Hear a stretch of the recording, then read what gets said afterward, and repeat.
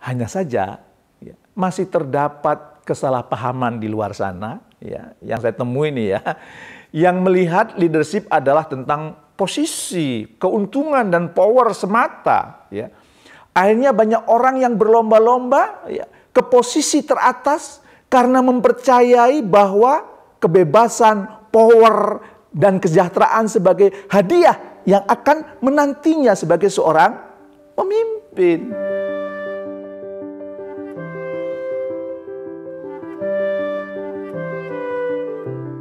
Assalamualaikum warahmatullahi wabarakatuh. Bertemu kembali dengan saya di acara Leadership Inspiration.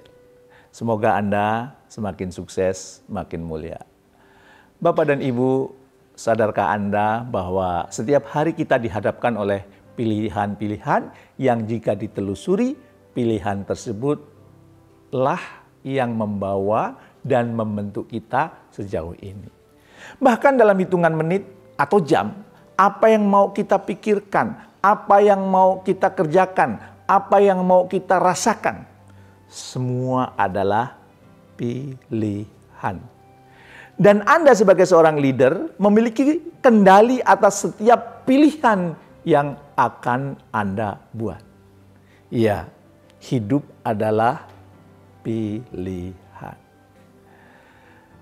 Anda secara sadar memilih keputusan A dibanding B dengan setiap konsekuensi yang Anda percaya telah Anda pikirkan baik-baik.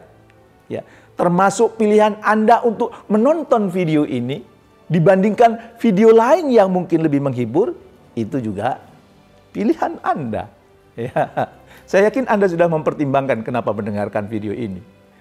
Apalagi dalam menjalani peran Anda sebagai seorang leader, tentu banyak pilihan-pilihan sulit yang harus Anda buat. Tak jarang pilihan-pilihan ini bertentangan dengan ego yang Anda miliki. Sehingga harus Anda melakukan pengorbanan yang Anda lakukan untuk sebuah keputusan. Tidak mudah, tentu. Terlebih lagi jika pengorbanan ini tidak hanya melibatkan diri Anda sendiri, namun juga orang terkasih seperti pasangan atau keluarga ya, yang diminta mengerti dan menerima keputusan yang telah Anda buat. Ya,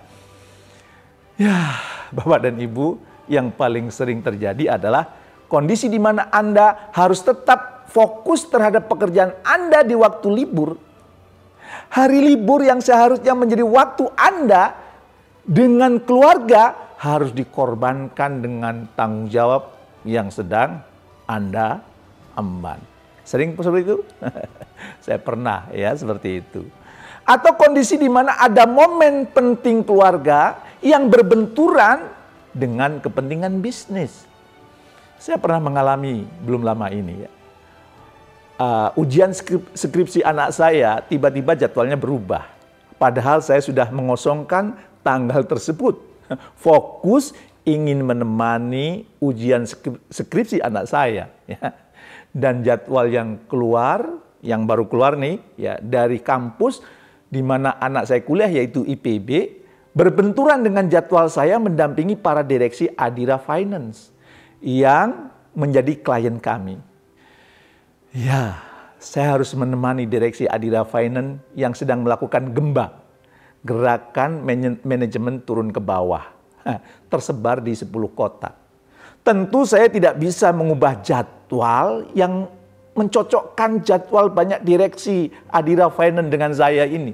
Itu ketemu tanggal itu aja sudah perjuangannya luar biasa. Nggak mungkin diubah lagi. Dan di sisi lain, anak saya sedang ujian skripsi. Aduh, saya harus terbang ke Palembang ya. Di saat anak saya ujian skripsi. Momen ya, tidak menemani anak saya yang sedang ujian skripsi ini amatlah berat untuk saya ya, sebagai orang yang family man.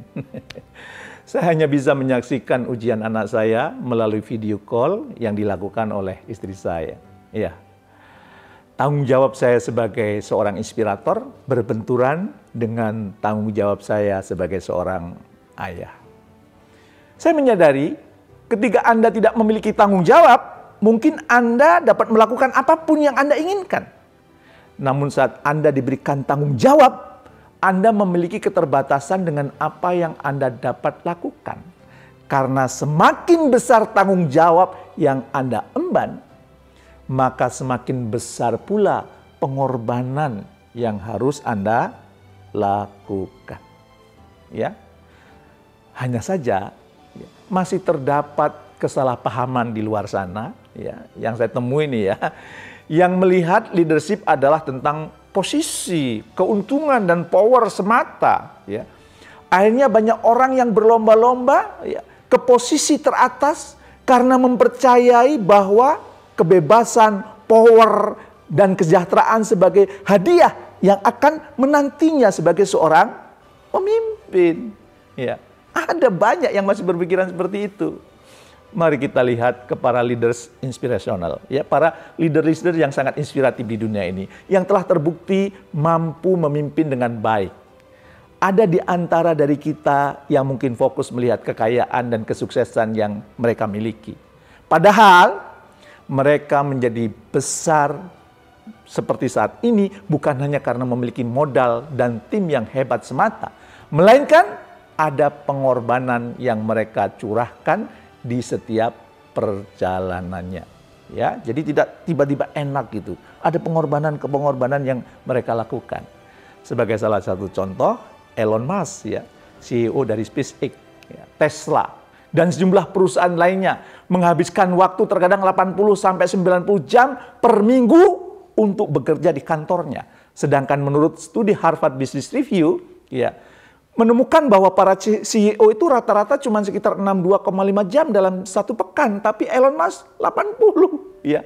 Waktu yang banyak dialokasikan untuk bekerja ini membuat Elon Musk harus merelakan waktunya bersama istri dan anak-anaknya. Itu pengorbanan Bapak dan Ibu, ya.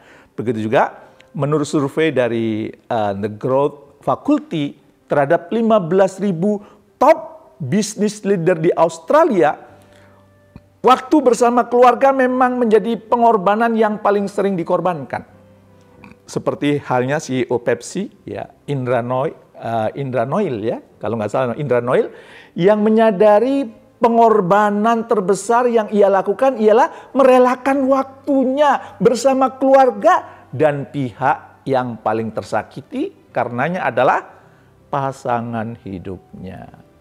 Apalagi dengan adanya pandemi 19 lalu, ya. Banyak kita lihat para CEO rela melakukan pengorbanan habis-habisan demi perusahaan agar dapat tetap beroperasi. Bahkan tidak sedikit juga yang mengorbankan hartanya untuk menggaji karyawannya. Ya, sebut saja CEO Columbia Sportswear, ya, itu namanya Tim Boyle, ya. Dia mengurangi gajinya 10.000 US dollar untuk dapat tetap menggaji karyawannya, ya. Atau ada juga pengorbanan David Gibb, ya, CEO dari grup company Yum Brand, yang di dalamnya itu ada KFC, Pizza Hut, Taco Bell, ya, dan Wing Street, ya. Justru memberikan bonus 1.000 US dollar dari uang pribadinya kepada manajer yang mampu mengangkat semangat karyawannya. Jadi mereka orang-orang hebat. Mereka rela berkorban untuk kemajuan perusahaan dan kemajuan timnya. Lalu, apakah Anda harus memotong gaji Anda sebagai bentuk pengorbanan terhadap peran dan tanggung jawab Anda sebagai seorang leader? Tentu tidak.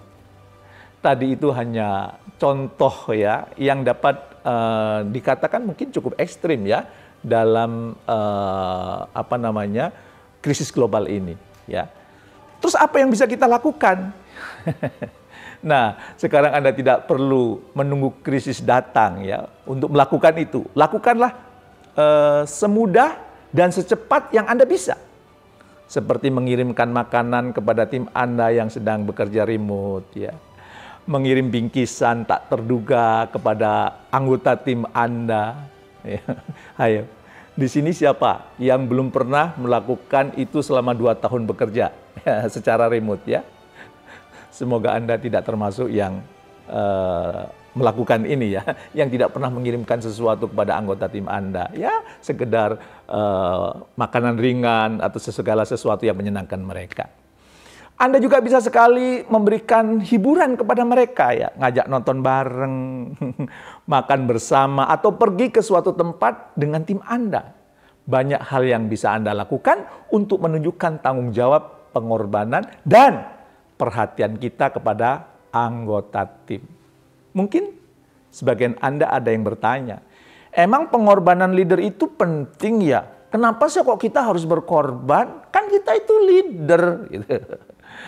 Pada sebuah riset ya oleh Stephanie K. Johnson ya dari Harvard Business Review menemukan bahwa leader yang self-sacrifice ya atau pengorbanan dari seorang leader itu ya itu misalnya seperti pemotongan gaji atau pengurangan benefit yang ia dapatkan, itu akan membuat para karyawan merasa lebih positif terhadap leadernya dan berkomitmen terhadap perusahaannya selama masa krisis. Jadi sudah ada risetnya, kita perlu berkorban ya agar anggota tim kita loyal.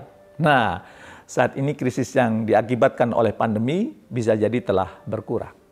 Namun kita tidak dapat memprediksi ke depannya akan apa yang akan terjadi, krisis seperti apa lagi. Bisa jadi pengorbanan itu bukan hanya Anda yang melakukan, tapi juga anggota tim Anda diminta untuk melakukan pengorbanan. Nah, jika Anda tidak mau melakukan sedari sekarang, jangan harap tim Anda pun juga akan melakukannya nanti. Prosesnya perlu dimulai hari ini. Hal lain yang perlu ditekankan juga, buatlah aksi pengorbanan tersebut sejalan dengan visi, misi, dan value dari perusahaan Anda. Sehingga Anda memiliki tujuan yang jelas mengapa Anda melakukannya. Bukan tanpa alasan saya mengatakan demikian. Sebuah penelitian ya di American Psychological Association atau APA menunjukkan bahwa karyawan yang kerap skeptis terhadap pengorbanan yang dilakukan oleh leader mereka. Para karyawan selalu mencoba mencari tahu, mengapa ya kira-kira leader saya melakukan ini? Apa kepentingannya ya? Modusnya apa ya? Ya. Pernah Anda menemukan demikian? Atau mungkin pernah Anda berpikir demikian? Ya. Berpikir mencurigai atas keputusan yang dilakukan oleh pemimpin kita? Nah, agar pengorbanan sang pemimpin tidak disalahartikan, maka ikatkan aksi yang kita lakukan sejalan dengan visi, misi, dan value perusahaan. Apalagi ditambah dengan dampaknya juga terasa kepada anggota tim. Hal ini akan membuat anggota tim semakin trust dan respect kepada kita sebagai pemimpin. Pada akhirnya, pengorbanan ini sebetulnya adalah calling bagi Anda yang merasa dirinya adalah leader. Jangan pernah berharap menjadi leader apabila Anda tidak punya calling berkorban untuk anggota tim atau orang yang Anda pimpin. Nah, gimana ya? Pertanyaannya sekarang ya, apakah Anda mau menjawab calling itu? Nah, jika Anda mau tahu bagaimana cara melakukan pengorbanan yang besar, ya, tidak menghabiskan banyak energi dan memberi dampak yang luas, Anda bisa menghubungi tim Kubik Leadership untuk diundang ke perusahaan Anda. Terutama bagi Anda yang ingin melakukan transformasi, ya, pengorbanan merupakan salah satu kunci untuk sukses menjalaninya. Dan kita perlu punya ilmu tentang itu. Kita perlu terus belajar bagaimana kita dan anggota tim kita berkorban, namun tetap bekerja dengan penuh sukacita dan produktivitas yang tinggi. Asik bukan? Ayo kita belajar bersama dengan tim Kubik Leadership. Nah, apabila Anda merasa video ini bermanfaat bagi Anda, maka klik tombol jempol di bawah ini dan share ke sebanyak-banyaknya rekan dan keluarga Anda. Dan jangan lupa subscribe untuk mendapat video-video terupdate dari saya. Doakan konsisten, seminggu setidaknya ada 2 video. Semoga Anda tetap menjadi pemimpin yang benar-benar memimpin dengan tekad, ya, berkorbanlah with a meaning leaders. Terima kasih dari saya dan salam sukses mulia.